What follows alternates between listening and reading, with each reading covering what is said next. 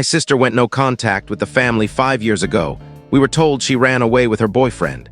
But last week, I got a letter from a woman claiming to be her, and what she wrote shattered everything I thought I knew about our parents.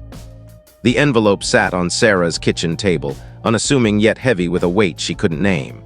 Her name, Sarah Elizabeth Monroe, was scrawled in blue ink, the handwriting shaky but familiar, like a ghost reaching through time. The return address was a P.O. box in Portland, Oregon, a city she'd never visited. She tore it open, her fingers trembling, and unfolded a single sheet of paper. "Sarah," it began, "I know you think I'm gone. I know you think I ran away with him, but I didn't. I'm alive, and I'm your sister, Emily. What you know about our parents is a lie. They're not who you think they are." Sarah's breath caught. Emily. Her sister, who'd vanished 5 years ago at 19, leaving behind a note that said she was leaving with her boyfriend, Caleb, for a new life. The family had mourned, raged, and then settled into a brittle silence, as if Emily had never existed. Their mother, Margaret, had forbidden her name to be spoken, and their father, Thomas, had retreated further into his quiet compliance. But this letter, this impossible letter, cracked open that silence like a fault line. Sarah read it again, her heart pounding. The words were raw, jagged, accusing their parents of lies, manipulation, even something darker. "They made me leave, Sarah. They threatened me. If you want the truth, you'll have to dig. I'm sorry I left you. I had no choice." The letter ended with a phone number and a plea. "Find me." She sat frozen, the autumn light slanting through her apartment window, casting shadows on the hardwood. Was this Emily, or some cruel hoax? The handwriting was so like her sister's, slanted with a little loop on the Y, but 5 years was a long time. People changed, memories faded, and yet the accusation about their parents gnawed at her. Margaret with her sharp tongue and unyielding rules, Thomas with his averted eyes and silence. Could they have done something to drive Emily away? Sarah's husband, David, found her staring at the letter when he came home. "What's that?" he asked, loosening his tie. She handed it to him, her voice barely above a whisper. "It's from Emily, or someone claiming to be her." His eyes widened as he read. "This is, Sarah, you don't believe this, do you? Your parents, they're not monsters." "Aren't they?" she snapped, surprising herself. The words hung between them, heavy with years of unspoken resentment. Backstory: Sarah and Emily had grown up in a pristine Victorian house in suburban Connecticut, where every surface gleamed under Margaret's meticulous care. To outsiders, the Monroes were perfect. Margaret, the poised lawyer, Thomas, the soft-spoken accountant, and their 2 daughters, Sarah, the obedient eldest, and Emily, the wildfire who refused to be tamed. But behind closed doors, the house was a pressure cooker. Margaret's rules were ironclad: no late nights, no unapproved friends, no defiance. Emily, with her dyed purple hair and thrift store clothes, was a constant rebellion, while Sarah played peacemaker, smoothing tensions to keep the peace. "Emily, just apologize," Sarah would whisper after another screaming match over curfews or grades. Emily would roll her eyes, her grin defiant.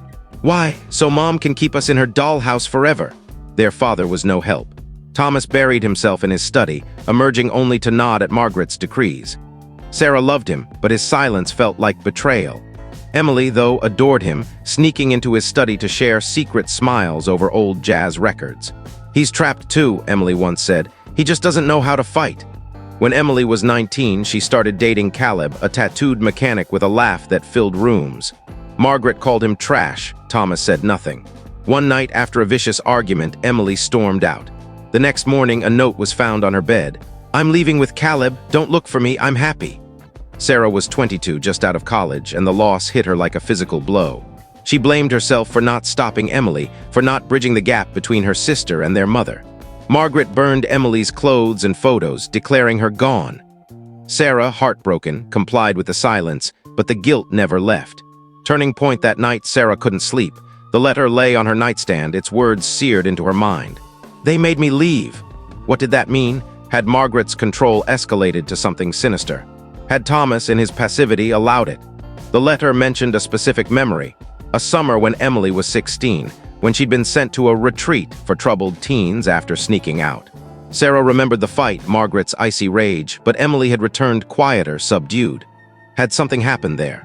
David urged her to call the police or confront her parents, but Sarah hesitated. What if it wasn't Emily? What if it was a scam? But the phone number at the bottom of the page beckoned. She dialed it, her pulse racing. It rang 3 times before a woman's voice answered, soft and hesitant. "Hello?" Sarah's throat tightened. "Emily, is that you?" A pause, then a shaky laugh. "Sarah, God, it's really you." The voice was older, rougher, but it carried Emily's cadence, her slight lilt. Sarah gripped the phone, tears welling. "Where are you? Why didn't you call? What happened?" "I can't, not over the phone. Meet me, Portland. I'll explain everything." The woman gave an address, a coffee shop downtown. "Please, Sarah. I need you to believe me." Sarah hung up, her mind spinning. She wanted to believe it was Emily, but doubt gnawed at her. The letter's accusations were too big, too shattering. She needed proof. Investigation the next morning, Sarah booked a flight to Portland. She told David she needed closure, but the truth was messier. She needed to know who her parents really were. Before leaving, she rummaged through old boxes in her attic, searching for clues. She found a photo of her and Emily at 16 and 13, laughing on a beach, their mother's shadow looming behind the camera. Tucked in the same box was a journal Emily had kept, its pages filled with angry poetry and cryptic notes. "Mom knows, she always knows I'm not safe." Sarah's stomach churned. She called an old family friend, Lisa, who'd known Emily in high school. Lisa hesitated before admitting, "Emily told me once your mom threatened to send her away for good if she didn't shape up. I thought she was exaggerating." Next, Sarah visited the local library, digging into public records. She found a police report from the summer Emily was 16, a domestic disturbance call at their house, quickly dismissed. The officer's notes mentioned a minor and family conflict, but no charges were filed. Why hadn't Sarah known? Had Margaret buried it? In Portland, Sarah arrived at the coffee shop, her heart in her throat. A woman sat in the corner, her hair dark and cropped short, her face gaunt but unmistakably Emily's, older, harder, but Emily. They embraced, tears streaming, but Emily's eyes were wary. "You got my letter," Emily said, her voice low. "I didn't know if you'd come." "Tell me everything," Sarah demanded. Emily's story poured out. 5 years ago, Margaret had given her an ultimatum: leave with Caleb and never return or face consequences. She said she'd ruin Caleb's life, frame him, get him arrested. She had proof of things I'd done, stupid things like stealing from her purse. She said she'd use it against me. Thomas had stood by, silent, as Margaret handed Emily $5,000 and a bus ticket. "I was scared, Sarah. I thought I was protecting Caleb." Sarah's world tilted. Their mother, the woman who'd raised them, had orchestrated Emily's exile, and their father had let it happen. Emily showed her a photo from that summer retreat, a grim facility more like a detention center. "It wasn't a camp," Emily said. "It was a place to break kids like me." Climax back home, Sarah confronted her parents. She arrived at the Victorian house unannounced, the letter clutched in her hand. Margaret was in the kitchen, her face tightening at Sarah's expression. Thomas sat at the table, avoiding her gaze. "Tell me about Emily," Sarah said, her voice trembling. "Tell me why you made her leave." Margaret's eyes narrowed. "She was trouble. She chose to run off with that boy." Sarah slammed the letter down. "She says you forced her, threatened her. Is it true?" The room went silent. Thomas looked at his hands, his shoulders slumping. Margaret's composure cracked, her voice rising. "She was out of control. You don't know what she was capable of." "Then tell me," Sarah shouted. "What did you do to her?" Thomas finally spoke, his voice barely audible. "We thought it was best. She was hurting the family." Sarah's heart broke. Her father's admission was worse than Margaret's defiance. They'd chosen control over their daughter, banishing her to preserve their perfect image.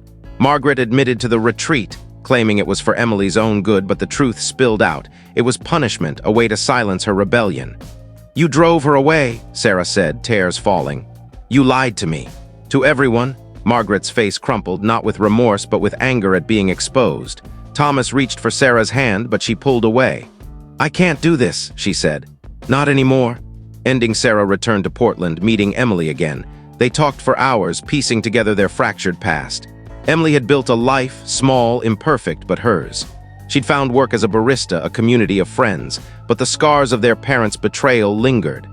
"I forgive you for not knowing," Emily said, her hand squeezing Sarah's. "But I can't forgive them." "Not yet," Sarah nodded, understanding. Forgiveness was a journey, not a destination.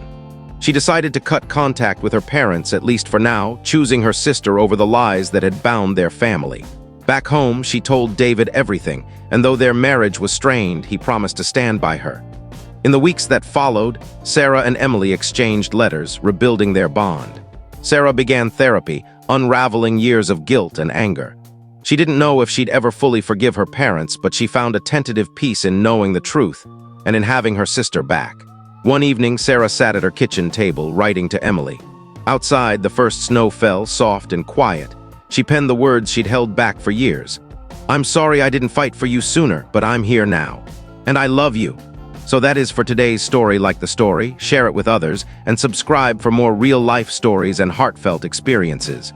Your support means everything, and it helps us share more stories like this. Thank you for watching and listening, and I'll see you in the next one.